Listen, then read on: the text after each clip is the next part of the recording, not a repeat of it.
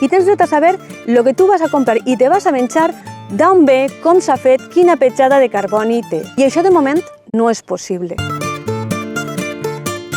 La agricultura ecológica, además de productiva, tú tienes que sentir la filosofía agroambiental, lo que estás haciendo. El 25% del mercat de productes ecològics de tot l'estat espanyol és el País Valencià.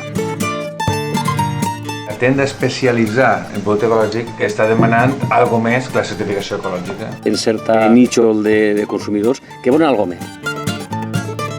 Tu creus que el futur passa perquè aquests setxells contemplen també com treballa una explotació respecte a lo social? Pues sí, pues claro que sí. Esos matices sí que hace falta diferenciar, además de ese sello ecológico. I este projecte és un poquet això, és adaptar com la matriu del bé comú a la realitat de l'agricultura ecològica valenciana.